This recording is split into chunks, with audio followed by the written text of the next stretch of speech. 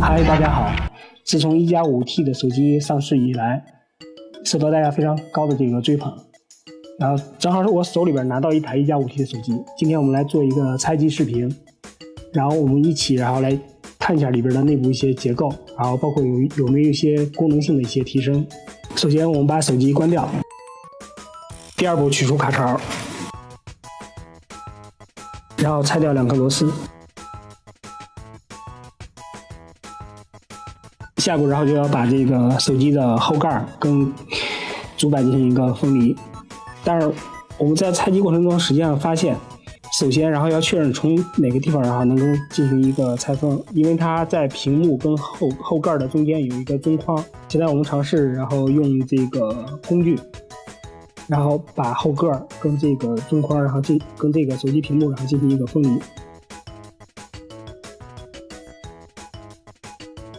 后盖跟这个屏幕已经分离开了，但是因为后边有2根排线，我们不能这个使劲的去扯动这个后盖，以防止把这个排线然后扯断。下步我们要把这个排线然后断开，跟这个主板的一个连接，以保证然后把后盖然后取下来。首先我们应该把电池的电断掉，在电池接口的上方有一个屏蔽罩，这个是一个塔扣式的一个结构。然后把电池的这个跟主板的这个连接断开。下步，然后我们就要断开这个后置指纹的一个排线，然后是尾插接口的排线，这样后盖就跟这个主板分离开了。这时候我们会发现这个后盖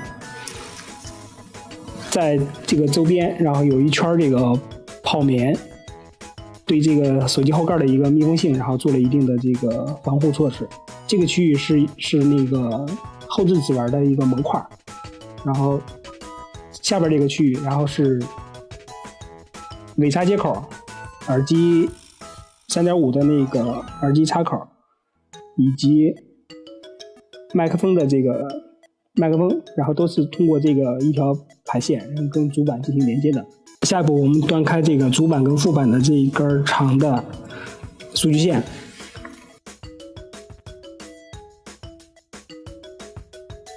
然后我们断开这个排线，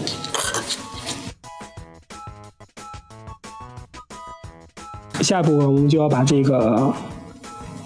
主板拆封掉。下一个我们把这个天线然后从主板上然后进行一个分离，然后这时候主板应该可以取下来了。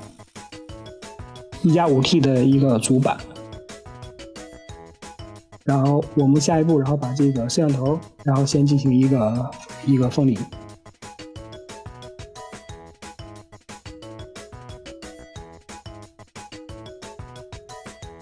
这个主摄像头我们已经进行了一个分离，前置摄像头然后也要进行一个分离。这是前置摄像头，我们看一下电池，然后提取的话是不是容易一些，稍微有点力。这种手机假如要是换屏的话，然后相对的这个工时比较长。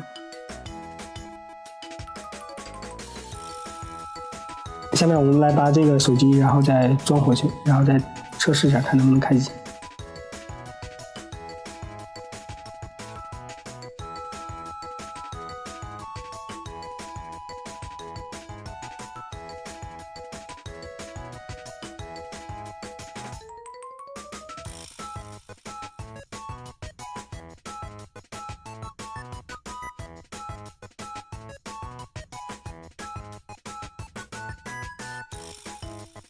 我们现在开机，然后看一下，试一下这个照相功能是没问题的。